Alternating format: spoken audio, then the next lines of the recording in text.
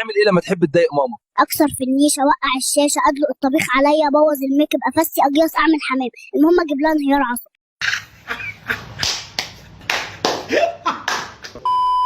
انت متخيل ان ده ممكن يكون مستقبل النت؟ بمعنى ان كل الكونتنت اللي ممكن يجيلك يكون بالمنظر ده. الواحد بيكون قاعد بيقلب في الريلز يلاقي الفيد بتاعه كله كده، فبتسأل نفسك هو مين اصلا لسه بيتفرج على الفيديوهات دي؟ وده مش كان ترند ومات؟ فانا العبد لله دخلت اشوف فعلا لو في حد بيتفرج على الفيديوهات دي، واتصدمت بالكومنتات. الكومنتات مريبة جدا، اللي هو ما هو مستحيل حد يكتب الحاجة دي. هو يا اما طفل صغير قاعد بيهبد على تليفون ابوه، يا اما هو AI. فبتسأل نفسك هو النت كله بقى AI؟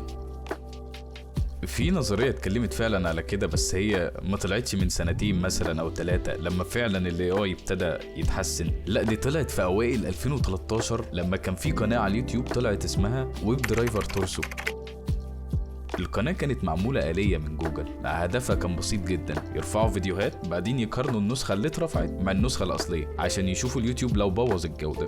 أغلب الفيديوهات عبارة عن 10-11 ثانية، شاشة بيضة معها مستطيل أزرق، مستطيل أحمر، بيظهروا في أماكن عشوائية.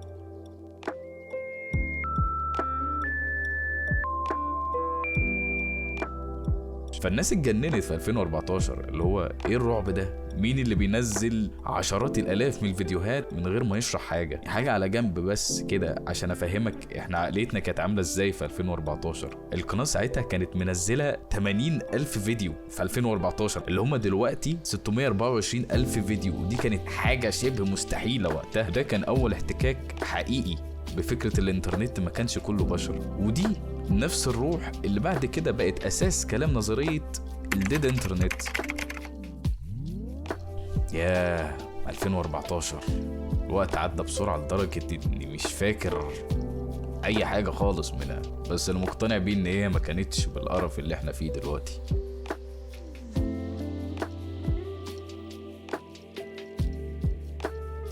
طيب ايه هي بقى نظريه الانترنت الميت دي؟ هي بتتكلم عن المستقبل للإنترنت لو استمر على نفس الحال، بمعنى إن الإنترنت ممكن يتحول لمكان مفهوش تفاعل حقيقي. كسيناريو مثلا الشركات الكبيرة زي جوجل، فيسبوك تكون هي المسيطرة على كل حاجة، بالتالي يبقى في نوع من التقيد على طريقة وصولنا للمحتوى الحقيقي. طب هل ده فعلا هيحصل؟ هل فعلا الانترنت ممكن يتحول لمكان يكاد ينعدم فيه البشر؟ واحب اقولك ان ده فعلا اللي هيحصل واللي بيحصل دلوقتي.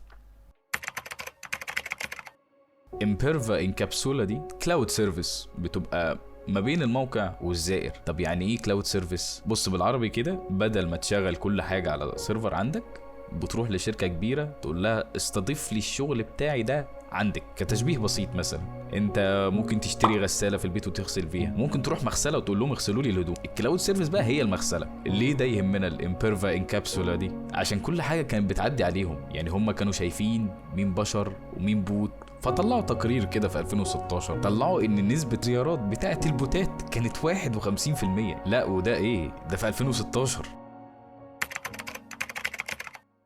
إلسا جيت ده اسم دوها الظاهرة كانت على اليوتيوب. هي فيديوهات كانت متوسمة ان هي للأطفال، ألوان، شخصيات ديزني زي إلسا وسبايدر مان، لكن كان فيها عنف، يعني كان فيها دم وكان فيها تحرش وحاجات مش للأطفال نهائي. يعني الناس اكتشفت ان العيال بيتفرجوا عليها عادي. اليوتيوب كان بيقترح الفيديوهات دي للأطفال او حتى بيحطوا على يوتيوب كيدز قبل ما الدنيا تتفضح. الفكرة كانت فلوس مش تربية، لان كان فيها اعلانات داخلة، فكل مشاهدة ايكوال دخل.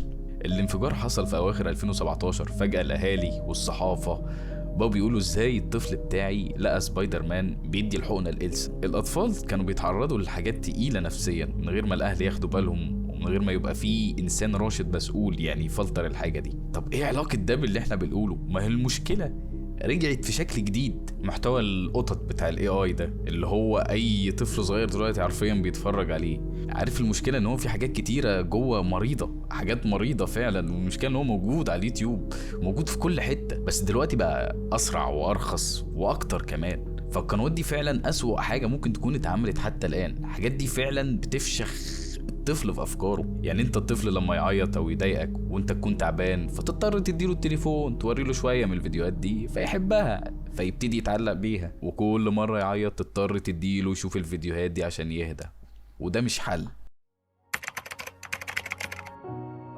ف 2023 ميتا اعلنت ان في شخصيات AI هيعملوها، كانوا عاملينها بشخصيه وشكل واحد مشهور زي مستر بيست او سنوب دوج. الحساب بيتكلم معاك كانه شخص بس هو مش حقيقي. Gather your weapons and armor. Well, I think we know what to do.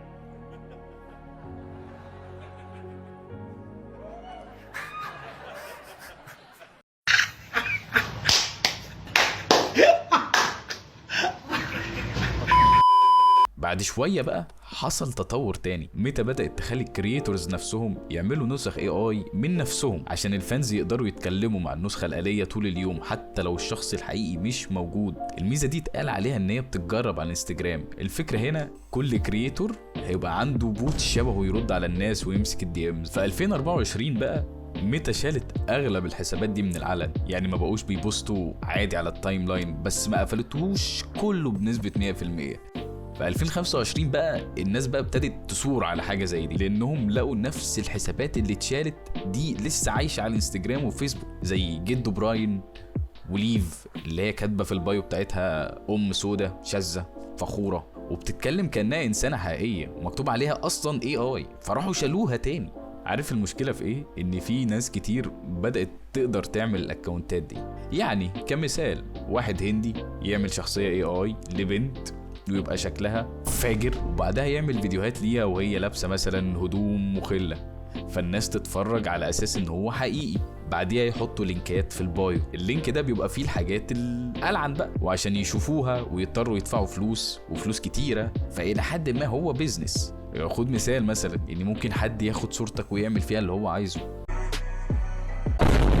زي اللي حصل مع البنت اللي في جامعه اكتوبر، وده اللي حصل فعلا.